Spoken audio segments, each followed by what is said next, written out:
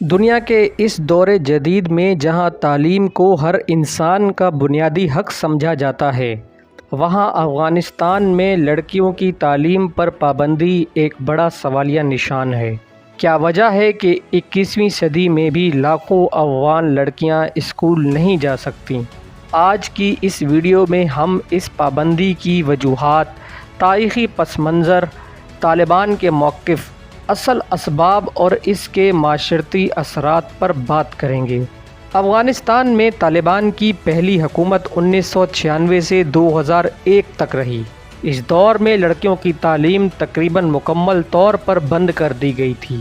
2001 کے بعد جب امریکہ اور نیٹو کی موجودگی میں نئی حکومت قائم ہوئی تو لڑکیوں کے اسکول دوبارہ کھلنے لگے اور لاکھوں لڑکیاں تعلیم حاصل کرنے لگیں۔ مگر اگست 2021 میں طالبان دوبارہ اقتدار میں آئے تو انہوں نے لڑکیوں کے اسکول اور یونیورسٹیاں بند کر دیں۔ یوں ایک بار پھر لڑکیوں کی تعلیم پر پابندی عائد ہو گئی۔ طالبان کا کہنا ہے کہ لڑکیوں کی تعلیم شریعت اسلامیہ کے اصولوں کے مطابق ہونی چاہیے۔ ان کا دعویٰ ہے کہ ابھی اسکولوں اور یونیورسٹیوں میں ایسا محفوظ ماحول موجود نہیں جس میں لڑکیاں تعلیم حاصل کر سکیں۔ کچھ طالبان رہنما یہ بھی کہتے ہیں کہ عورت کی تعلیم گھر یا دینی مدرسوں تک محدود رہنی چاہیے۔ طالبان کا کہنا ہے کہ وہ اسلام کی اصل اور سخت ترین شکل پر عمل کرتے ہیں۔ ان کے مطابق لڑکیوں کی تعلیم اسی وقت درست ہے جب وہ مکمل طور پر شرعی پردے اور اسلامی اصولوں کے مطابق ہو۔ لیکن یہاں مسئلہ یہ ہے کہ اسلام کی تعلیمات کو ہر معاشرہ اور ہر مکتبہ فکر اپنے انداز میں سمجھتا ہے۔ کئی مسلم ممالک جیسے سعودی عرب، ایران، پاکستان، ترکی اور انڈونیشیا بھی اسلام پر عمل کرتے ہیں، لیکن وہاں لڑکیوں کو اسکول اور یونیورسٹی جانے کی اجازت ہے۔ مگر طالبان اسلام کی ایک ایسی تشریح یعنی انٹرپریٹیشن پر زور دیتے ہیں جو زیادہ سخت ہے اور عورت کے کردار کو صرف گھر اور خاندان تک محدود سمجھتے ہیں۔ طالبان کے نزدیک عورت کی اصل ذمہ داری گھر سنبھالنا، بچے پیدا کرنا اور شوہر کی خدمت کرنا ہے۔ ان کے خیال میں اگر عورتیں زیادہ تعلیم حاصل کریں گی تو وہ گھر سے باہر نکلنے لگیں گی اور یہ ان کی مذہبی سوچ کے خلاف ہے۔ یہاں یاد رہے کہ اسلام میں تعلیم مرد اور عورت دونوں پر فرض کی گئی ہے، لیکن طالبان کی تعبیر میں عورت کی تعلیم صرف دینی تعلیم یا ابتدائی درجے تک محدود ہے۔ وہ سمجھتے ہیں کہ دنیاوی علوم، یونیورسٹی کی تعلیم یا مخلوط ماحول عورت کو غیر اسلامی بنا سکتا ہے۔ اسی لیے طالبان کی یہ مذہبی تعبیر باقی مسلم دنیا سے مختلف ہے۔ یہی وجہ ہے کہ دنیا بھر کے علماء اور اسلامی ممالک بھی طالبان کے اس فیصلے پر اعتراض کرتے ہیں، کیونکہ یہ اسلام کی روح کے خلاف نظر آتا ہے جو علم حاصل کرنے کو ہر مسلمان پر فرض قرار دیتا ہے۔ افغانستان کی معاشرت بنیادی طور پر قبائلی اور دیہی ہے۔ یہاں صدیوں سے ایسے رسم و رواج موجود ہیں جو عورت کو زیادہ آزادی دینے کے خلاف ہیں۔ افغانستان کے دیہی اور قبائلی علاقوں میں مرد کو خاندان کا سربراہ سمجھا جاتا ہے اور عورت کے بارے میں یہ تصور عام ہے کہ اس کی زندگی کا مقصد صرف گھر اور خاندان کی خدمت ہے۔ بہت سے قبائلی سردار اور بڑے بوڑھے سمجھتے ہیں کہ اگر لڑکیاں تعلیم حاصل کریں گی تو وہ روایتی عورت نہیں رہیں گی بلکہ زیادہ خود مختار ہو جائیں گی۔ یہ چیز ان کے قبائلی وقار اور اختیار کے لیے خطرہ سمجھی جاتی ہے۔ ان معاشروں میں یہ بھی مانا جاتا ہے کہ اگر لڑکی اسکول یا کالج جائے گی تو خاندان کی عزت پر حرف آئے گا۔ اکثر والدین اپنی بیٹیوں کو اس ڈر سے تعلیم نہیں دلواتے کہ لوگ کیا کہیں گے۔ چونکہ افغانستان برسوں سے جنگ، غربت اور بدامنی کا شکار رہا ہے، وہاں کے لوگ ہر قسم کی تبدیلی سے گھبراتے ہیں۔ وہ سمجھتے ہیں کہ اگر لڑکیاں تعلیم یافتہ ہو گئیں تو وہ پرانی روایات کو چھوڑ دیں گی اور مغربی دنیا کے قریب ہو جائیں گی۔ افغانستان کا معاشرہ مردوں کے زیر اثر ہے۔ مرد یہ چاہتے ہیں کہ عورت ہمیشہ ان پر انحصار کرے۔ تعلیم عورت کو خود مختار بناتی ہے، لیکن یہی چیز قدامت پسند معاشرے کو قبول نہیں۔ یوں کہا جا سکتا ہے کہ افغانستان میں لڑکیوں کی تعلیم پر پابندی صرف مذہبی تعبیر کا نتیجہ نہیں، بلکہ صدیوں پرانے قبائلی اور سماجی رویوں کا بھی حصہ ہے، جنہوں نے عورت کو ہمیشہ گھر کی چار دیواری تک محدود رکھا ہے۔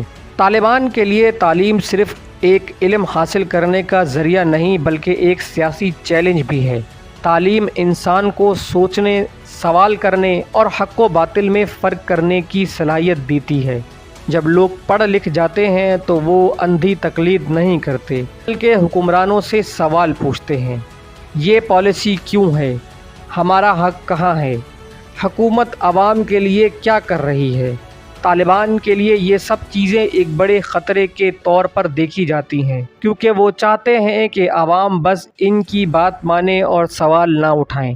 اگر لڑکیاں تعلیم حاصل کریں گی تو وہ ڈاکٹرز، انجینئرز، ٹیچرز یا صحافی بن سکتی ہیں۔ اس کا مطلب یہ ہوگا کہ عورت بھی معاشرتی اور سیاسی معاملات میں حصہ لینے لگے گی۔ یہ چیز طالبان کے اقتدار کو کمزور کر سکتی ہے، کیونکہ وہ عورت کو صرف گھر تک محدود رکھنا چاہتے ہیں۔ طالبان کے خیال میں اگر معاشرہ ناخواندہ رہے گا تو ان کی حکومت زیادہ دیر تک قائم رہے گی۔ تعلیم یافتہ نسل نہ صرف ان کی پالیسیوں کو چیلنج کرے گی، بلکہ مستقبل میں ان کے خلاف آواز بھی بلند کر سکتی ہے۔ تعلیم ہمیشہ نئے خیالات اور تبدیلی کی راہ ہموار کرتی ہے۔ اگر افغانستان میں ایک بڑی تعداد پڑھی لکھی ہو جائے گی تو وہ دنیا کے دوسرے ممالک سے تقابل کرے گی، اور پھر یہ سوال اٹھائے گی کہ ہم پیچھے کیوں ہیں۔ طالبان ایسے سوالات کو اپنے کنٹرول کے لیے خطرناک سمجھتے ہیں۔ اس طرح کہا جا سکتا ہے کہ طالبان کی تعلیم پر پابندی صرف مذہب یا روایات کا مسئلہ نہیں، بلکہ یہ ایک سیاسی ہتھیار بھی ہے۔ وہ چاہتے ہیں کہ عوام جاہل رہیں تاکہ اقتدار پر ان کی گرفت مضبوط رہے اور کوئی ان سے سوال نہ کر سکے۔ طالبان کے نظام حکومت میں مرد اور عورت کو برابر کا درجہ نہیں دیا جاتا۔ ان کے مطابق عورت کا اصل مقام گھر کی چار دیواری ہے۔ عورت کا کردار صرف گھریلو ذمہ داریوں تک محدود ہے۔ طالبان عورت کو بنیادی طور پر صرف بیوی، ماں اور بیٹی کے کردار میں دیکھتے ہیں۔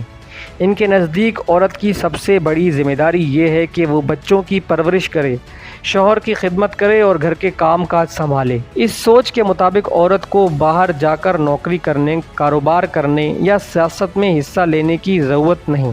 طالبان کا ماننا ہے کہ عورت کے لیے صرف اتنی تعلیم ضروری ہے جو اسے گھریلو زندگی اور دین سیکھنے کے لیے کافی ہو۔ یعنی لڑکی قرآن و سنت پڑھ لے یا حساب کتاب اتنا سیکھ لے کہ روزمرہ کے کاموں میں مدد مل سکے، لیکن یونیورسٹی، سائنسی تعلیم یا پروفیشنل تعلیم کو وہ عورت کے لیے غیر ضروری سمجھتے ہیں۔ طالبان کے سماجی ڈھانچے میں مرد کو فیصلہ ساز مانا جاتا ہے اور عورت کو تابع، یعنی اس کا ڈیپینڈنٹ۔ اگر عورت تعلیم حاصل کر کے خود مختار ہو جائے تو وہ مرد کی مکمل اطاعت میں نہیں رہ سکتی۔ اسی لیے طالبان عورت کو محدود رکھتے ہیں۔ طالبان کا کہنا ہے کہ عورت کا باہر نکلنا صرف اس وقت درست ہے جب وہ سخت پردہ کرے اور مردوں سے الگ ماحول میں رہے۔ اسی لیے وہ عورت کے اسکول، دفاتر یا عوامی زندگی میں شامل ہونے کو کم سے کم کرنے کی کوشش کرتے ہیں۔ یہ رویہ دنیا کے اکثر مسلمان ممالک سے مختلف ہے۔ بہت سی اسلامی ریاستوں میں خواتین ڈاکٹرز، پروفیسرز، ججز اور پائلٹس تک بنی ہیں، لیکن طالبان کے نظام میں یہ سب قبول نہیں کیا جاتا، کیونکہ ان کی نظر میں یہ عورت کے اصل مقام کے خلاف ہے۔ یوں کہا جا سکتا ہے کہ طالبان کے نزدیک عورت کا کردار صرف گھر کے اندر محدود ہے، اور یہی صنفی نابرابری لڑکیوں کی تعلیم پر پابندی کی ایک بڑی وجہ ہے۔ اس پابندی کی وجہ سے لاکھوں افغان لڑکیاں تعلیم سے محروم ہیں۔ اس کا براہ راست نقصان افغانستان کی معیشت کو ہو رہا ہے، کیونکہ پڑھی لکھی خواتین کے بغیر ڈاکٹر، نرسز اور اساتذہ کی شدید کمی پیدا ہو جائے گی۔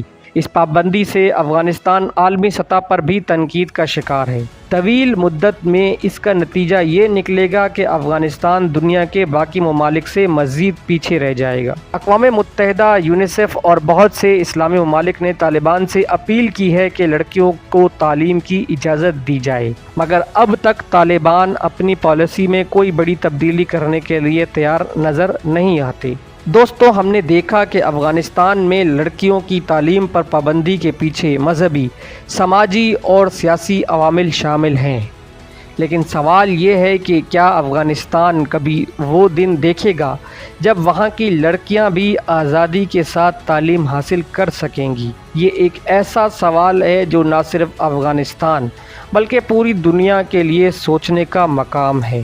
آپ کی اس بارے میں کیا رائے ہے؟ کیا طالبان کو اپنا موقف بدلنا چاہیے؟ ہمیں کمنٹس میں ضرور بتائیے گا۔ دوستو، اگر آپ کو ہماری آج کی یہ ویڈیو اچھی لگی تو اس کو زیادہ سے زیادہ شیئر کریں تاکہ دنیا بھر میں لڑکیوں کے تعلیم حاصل کرنے پہ زیادہ سے زیادہ آواز بلند کی جا سکے۔ اور ہاں، آخر میں ہمارے چینل کو سبسکرائب کرنا نہ بھولیے گا۔